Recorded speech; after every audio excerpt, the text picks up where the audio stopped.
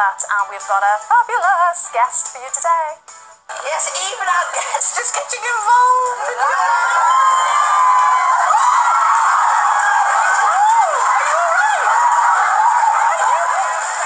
Gets me every time. He causes carnage whenever he's on the show, but this time John Barrowman will be showing his softer side as he joins us alongside husband Scott to share their amazing love story and bring our Pride Week to a close. He's so good. First though, Judy and loose man John Barrowman will be joining us alongside his husband Scott at 1:15 to reveal why it was love at first sight for them. That's despite, or perhaps because of, the fact that John was naked at the time.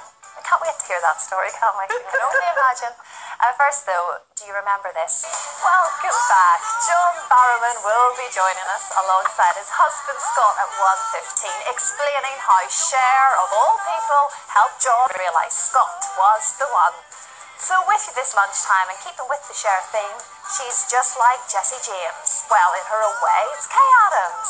Now, don't go anywhere. He usually gets up to all sorts when he drops by for a visit, so it's probably just as well John Barrowman will be kept in check by his husband Scott when they join us remotely for a chat. Yeah, oh, it is you. How could you not remember? Oh my God. Oh dear, yes. He's going to be joining us for a chat as part of our Loose Women's Pride Week after the break. See you after this. Hello again, the ever so fabulous John Barrowman and his husband Scott will be joining us from their gorgeous Palm Springs home in just a minute. First though, it's competition time again. And look, John, you're a loose man. Why don't you take it away?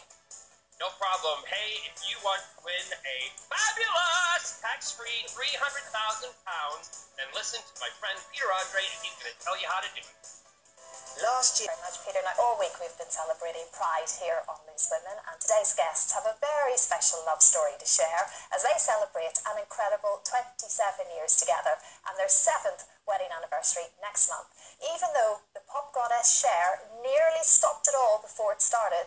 And here to tell us more, it's John Barrowman and his husband Scott Gill. It's so good to see you two, you beautiful pair. Lovely to see you too. You've got a fabulous back there, it has to be said. Palm Spring, pool, you know, life's not too bad in lockdown, eh, John? No. I mean, the thing was, I was meant to be back in the UK, and so was Scott at this point, but we came back to check on my parents for a month, and obviously lockdown happened, and, we're very fortunate we have this, and we got stuck here, so we've been in the sunshine for the last 3.5 months. By the pool with the dogs. So we're very lucky. Yeah. Well, now, look, we were talking about your incredible love story, and that kind of is what it is, 27 years together. And we mentioned Cher there, so I'll let you explain the relationship and how she was there in those very early days. Well, first off, I'll let Scott pick it up. I was doing a Sunset Boulevard in London, and I had met Scott prior at a place in Chichester a year before. This was our first big date. Cher was hunting me down, called up my manager and said, I need to speak to John Barrowman. I saw him last night on TV, and on Sunset, and I was on the phone with her. She said to me, I'd like to take you out to dinner because if I do the show, I want to do the show with you.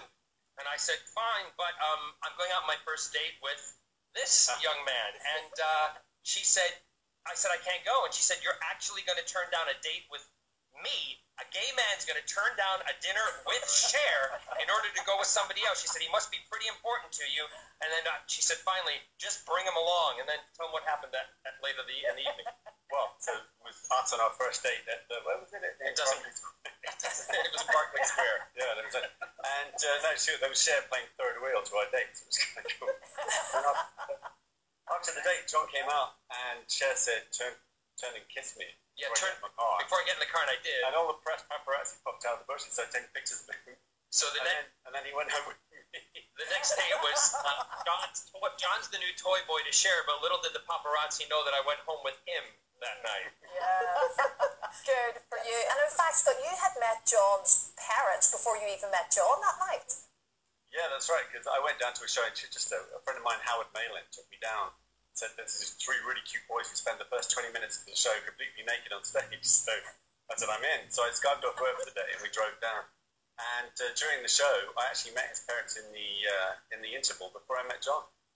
Because Howard Lee, the director, and knew that. Tell him afterwards what the first sight of me was, apart from seeing me naked on stage, what you saw when you came to the dressing room. Oh, an immediate mooning.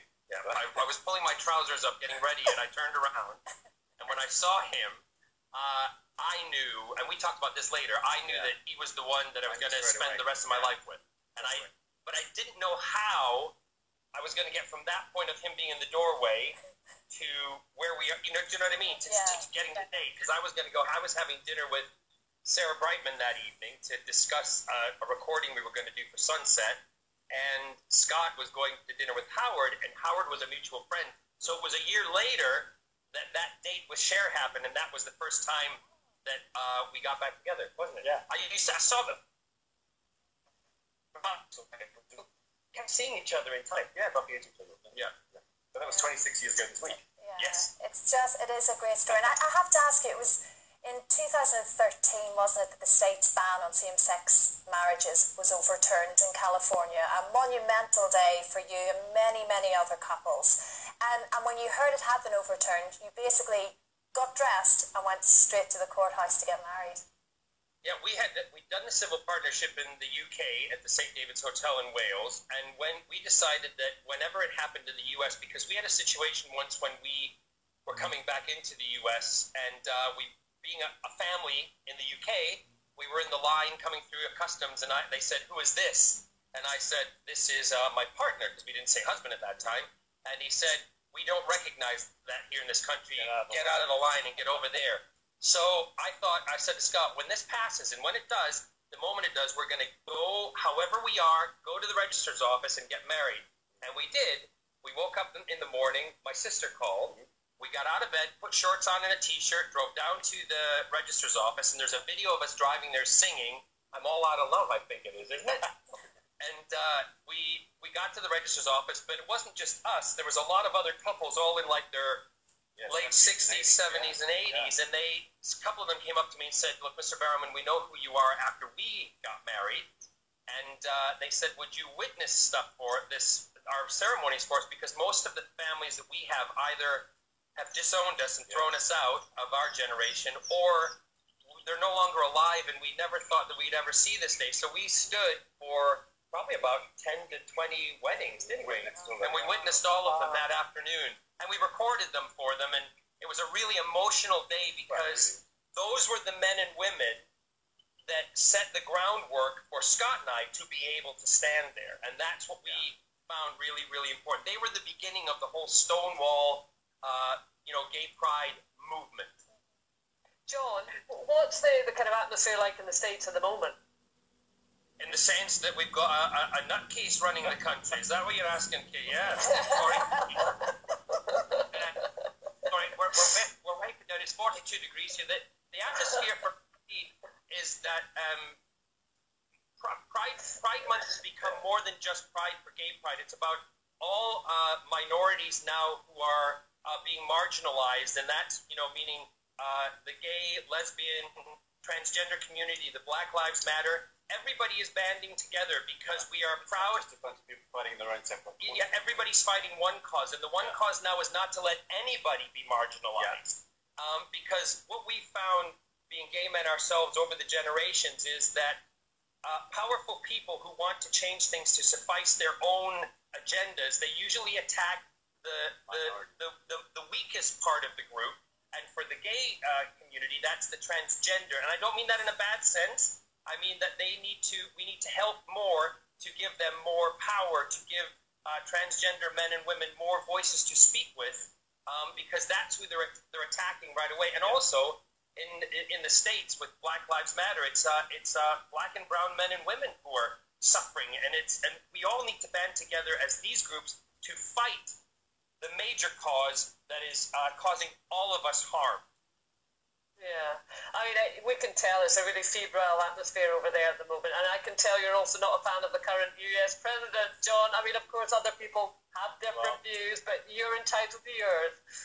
Absolutely, and there are a lot of people out there who do have different views, and I appreciate that. But the one thing that I do say, in particular things like in the States, and I know some of it's happening over in the UK too, we have a court system, the Supreme Court, where 3 of the Supreme Court judges voted in the U.S. to take away human rights from people. And that's where we are at the moment. And we have, if I can so bluntly say, and it's because it's my platform in a sense, being an activist and having spoken out for many, many years, I don't understand anybody who would vote for a group of people who would take... John, I'm so sorry, John.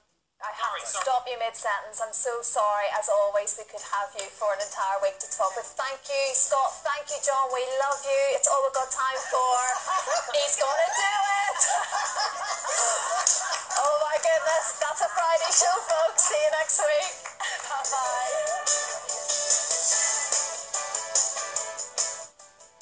Corey's on the way.